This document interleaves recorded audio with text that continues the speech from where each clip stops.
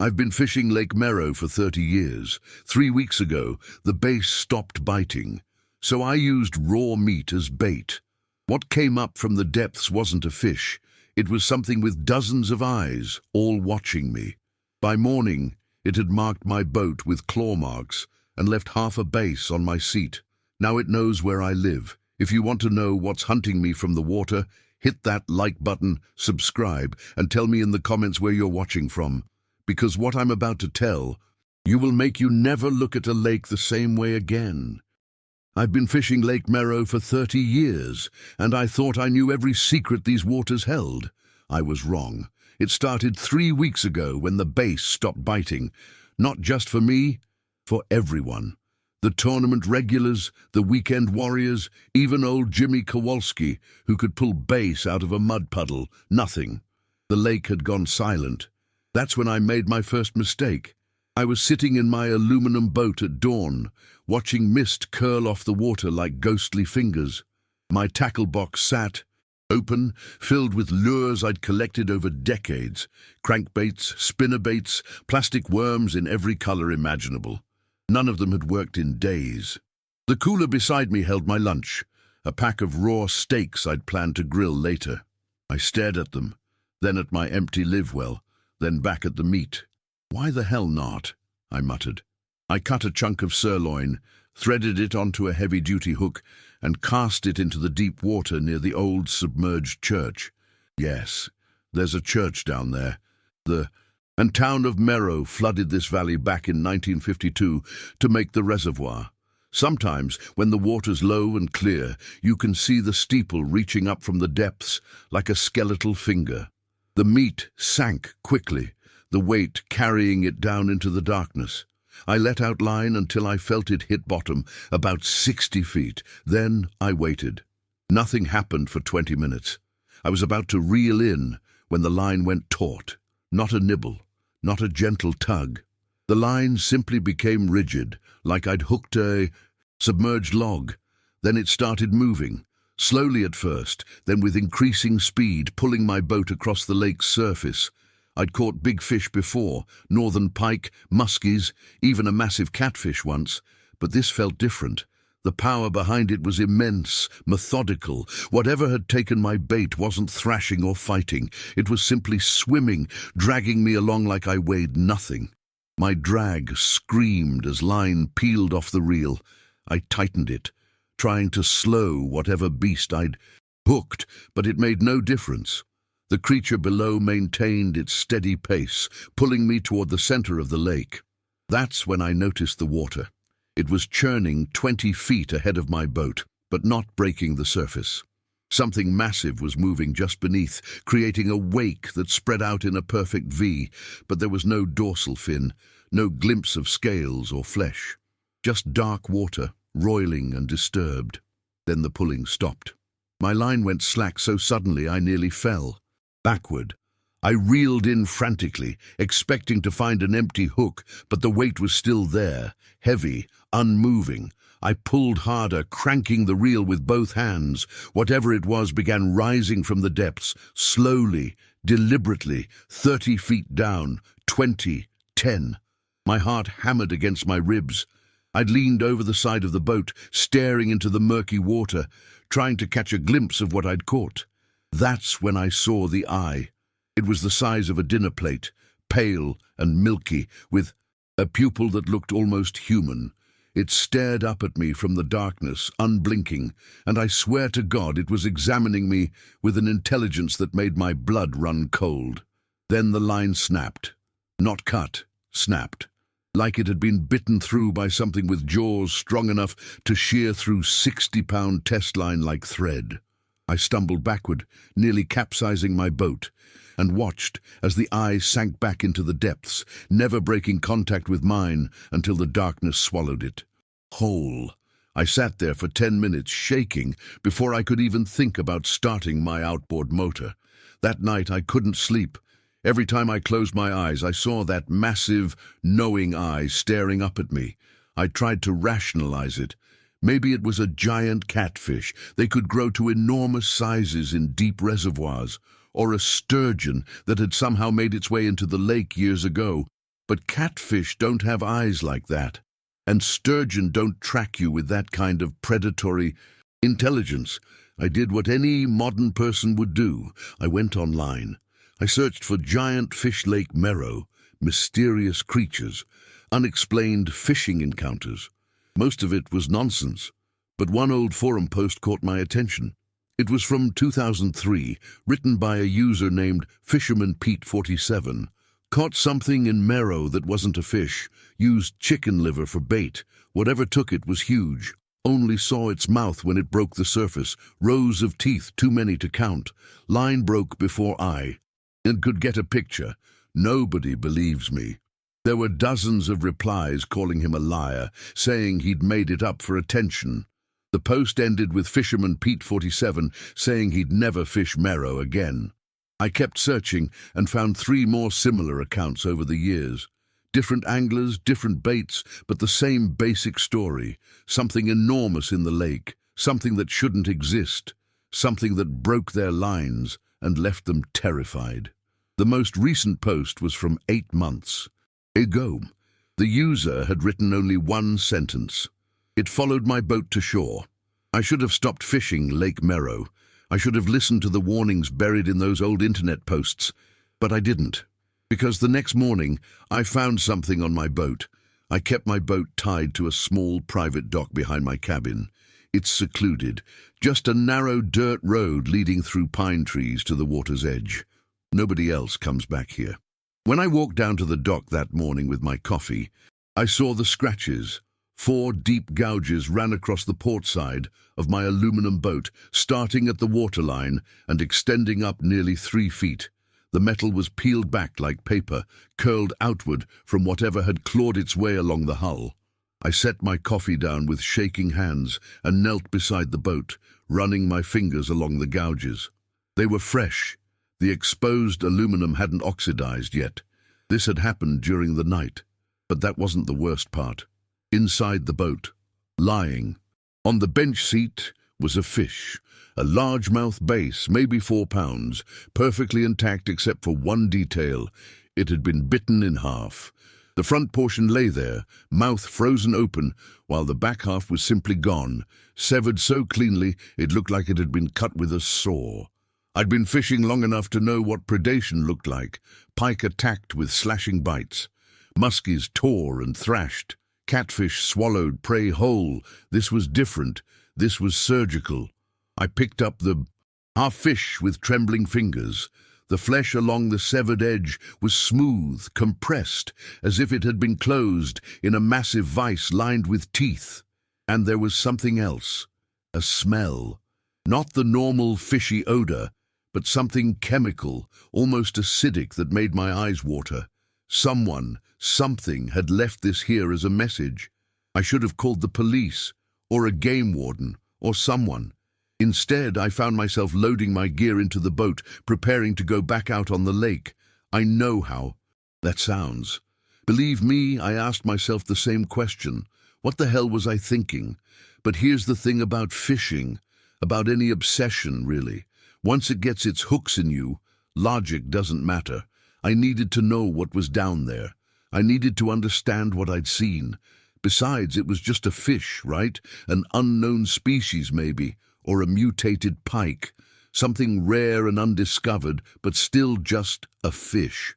That's what I told myself as I untied the boat and pushed off from the dock. Morning was grey and still. No wind rippled the surface of Lake Merrow, and the usual sounds, loons calling, fish jumping, the distant hum of other boats, were absent. The lake felt empty, dead. I headed back to the spot where I'd hooked the creature yesterday, my GPS marking the exact coordinates. The old church steeple would be directly below, pointing up toward my boat like an accusing finger. I prepared differently this time. No fishing rod. I brought my heavy-duty winch setup, the one I used, for pulling equipment off the lake bottom. 200 feet of steel cable, a powerful electric motor, and hooks designed to snag anything. I also brought my underwater camera, waterproof to 150 feet, with LED lights and a live feed to my phone. I cut another piece of raw steak, larger this time, and attached it to a treble hook at the end of the cable.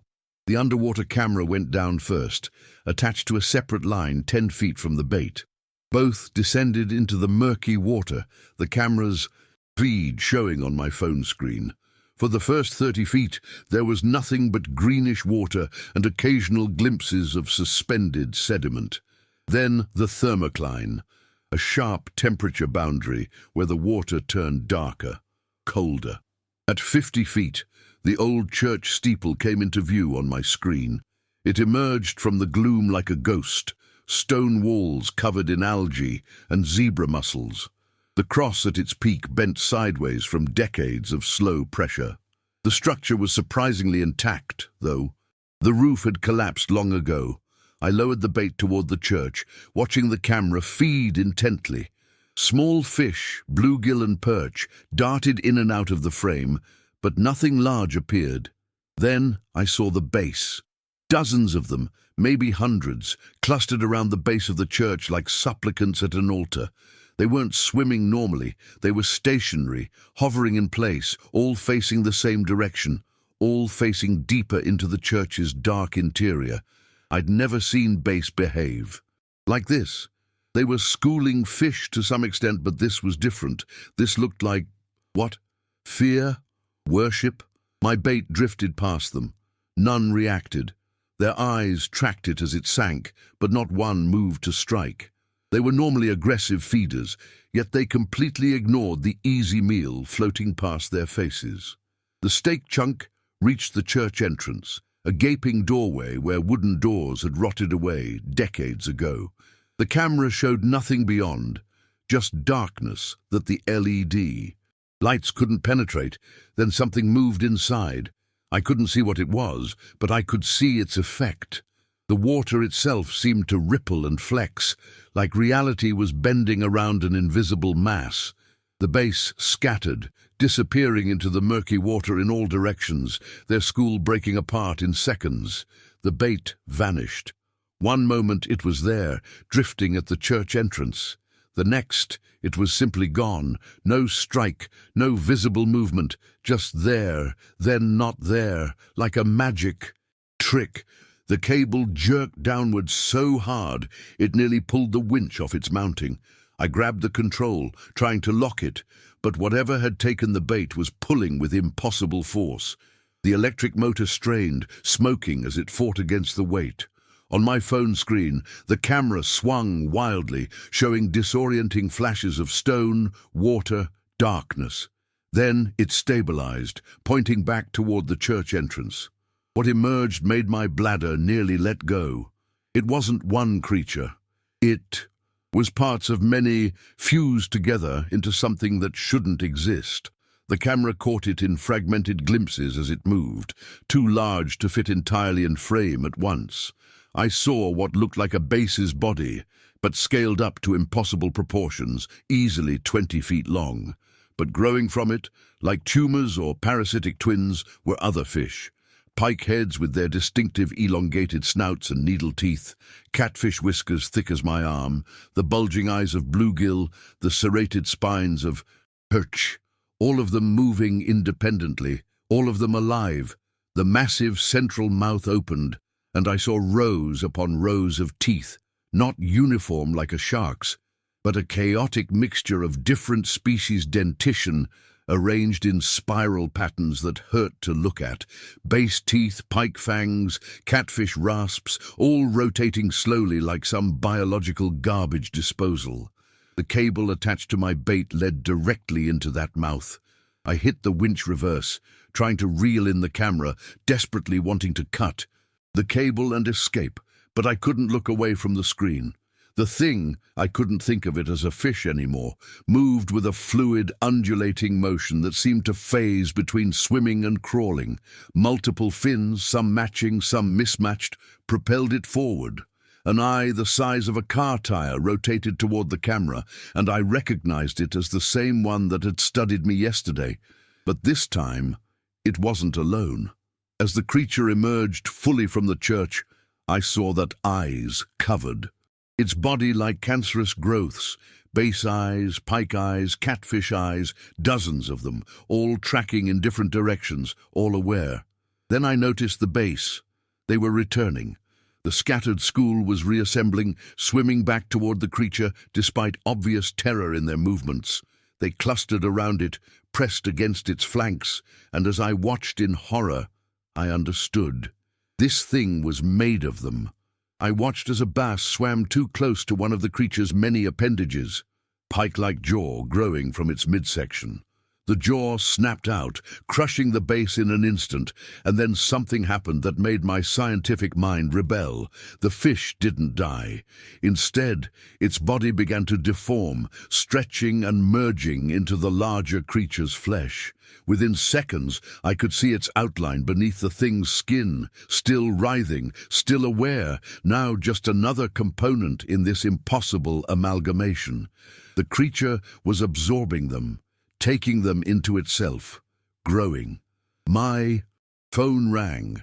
The sound was so unexpected, so jarringly normal, that I nearly dropped it into the lake. The camera feed, minimized as an unknown number, appeared on screen. I shouldn't have answered. Every instinct screamed at me to ignore it, to focus on cutting my lines and getting away from this nightmare. But the phone kept ringing, insistent, and my hand moved on its own. Hello? Static. Then a voice, distorted and wet, like someone speaking through a mouthful of water. Why did you feed it? Who is this? You gave it meat. Surface meat. You called it up from the deep church. Why? My eyes darted between the phone and the camera feed, where the creature had turned, beginning to ascend toward my boat. I was just fishing. I didn't know. They always say that. The voice was clearer now, and I recognized something in its tone. Resignation, despair. The lake was sealed. 70 years sealed. The base kept it down there, kept it satisfied. But you broke the cycle. What are you talking about? Who are you? I was the last one who fed it surface meat. 1987, used chicken gizzards. Thought I was so clever. A sound that might have been a laugh, or a sob. It followed me home that night, watched me through my window. Every night for a month I saw it in the lake, waiting. I moved to Arizona, desert, no water for miles. But I still hear it in my dreams, still feel it watching. The creature on my camera feed was 40 feet down now, rising steadily. I could see details I hadn't noticed before. The way its flesh pulsed and rippled, the base bodies trapped inside it pressing against its skin from within, mouths opening and closing in silent screams. What do? I whispered into the phone. You can't kill it. People have tried. Dynamite, poison, nets. The town tried to drain the entire lake in '62 before they gave up and created the feeding ground instead. Feeding ground? The base. They stock the lake every year, thousands of them. Not for fishermen, for the thing in the church. They keep it fed, keep it satisfied, keep it sleeping. But now you've reminded it what surface meat tastes like, 30 feet down. It's coming up, I said, my voice breaking. What do I offer yourself or offer others? Those are your only choices now. It knows your taste, it's bonded to you. The line went dead. I stared at my phone, then at the camera feed. The creature was 20 feet down, close enough that I could see individual base still struggling inside its translucent flesh, close enough that I could count the dozens of mismatched eyes, all focused upward, all focused on me. I did the only rational thing I could think of. I cut the cable. The sharp blade of my fishing knife severed the steel line in one stroke, and I immediately fired up the outboard motor, throttle full, heading for shore.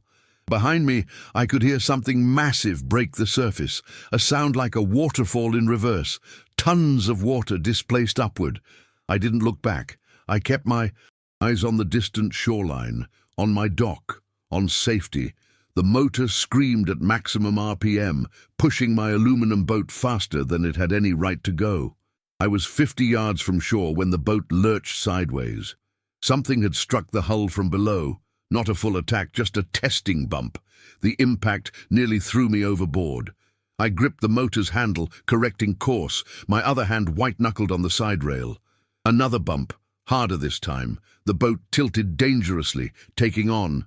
Water over the port side. Through the clear water, I caught a glimpse of it beneath me. Impossible size, impossible shape, keeping pace effortlessly with my speeding boat. Multiple eyes rotated upward, studying me with that same terrible intelligence. Then, inexplicably, it dove. The water cleared. The pursuing shadow vanished into the depths.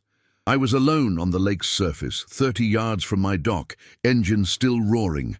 I didn't slow down until the boat's bow scraped against the dock's edge. I killed the motor, grabbed my gear, and practically fell onto the wooden planks. My hands shook so badly I could barely tie off the mooring line. That's when I saw the shore. Written in the mud at the water's edge where waves had recently washed up were symbols. Not letters, not pictures, but intricate patterns formed from arranged pebbles and dead fish. They made my eyes hurt to look at, seemed to shift and rearrange themselves when I wasn't looking directly at them. And in the center, unmistakable despite being formed from base carcasses arranged with surgical precision, was a shape, my boat. My exact boat, down to the registration numbers on the hull. It knew where I lived. I didn't go home. Instead, I drove straight to the Merrow County Historical Society, a small museum in town that nobody visited except school groups and genealogy enthusiasts. If what the caller had said was true, about the lake being sealed and the town trying to drain it, there would be records. The curator, a woman in her 70s named Margaret Chen, looked up from her desk as I burst through the door, probably appearing half-drowned and fully insane. "Can I help you?" she asked warily. "I need to see everything you have about Lake Merrow, its creation, the flooding, anything unusual from that time period." She studied me for a long moment. "This is about the fish, isn't it?" My blood ran cold. "You know about it?" Margaret stood slowly, walked to the door, and turned the sign to closed. "Follow me!" She led me to a back room I'd never seen before, past the public archives, into a section that smelled of old paper and secrets. File cabinets lined the walls, each labeled with dates spanning back to the 1940s. "Nobody talks about it openly," Margaret said, pulling out a thick folder, "but the old-timers know. My grandfather was on the town council when they flooded the valley. He left me these, told me to keep them hidden until someone came asking the right questions." She spread documents across a table, newspaper clippings, council minutes, handwritten notes and photographs, dozens of photographs. The first photo showed the valley before the flood, a small town with a white church at its center, houses clustered around it, farmland extending in every direction, normal, peaceful. The second photo showed something in the river that had run through the valley. It was grainy, dated 1951, but clear enough. Something massive breached the waters. Surface, an amalgamation of fish bodies already showing the same horrific characteristics I'd seen today. Multiple heads, mismatched fins, too many eyes. "Jesus Christ," I whispered. "The river ran through the old cemetery," Margaret explained. "Had for 200 years. They buried everyone there, settlers, natives from before that, everyone. The soil was rich with remains." I looked up at her. "What are you saying?" "In 1949, a chemical company upriver had a spill. Industrial waste, heavy, metals, things we don't even have names for. It seeped into the groundwater, leached into the cemetery soil, and eventually made its way into the river." She pulled out another document, a coroner's report. Fish started changing, mutating. At first it was small things, extra fins, weird colorations. Then they started merging, growing into each other, absorbing each other.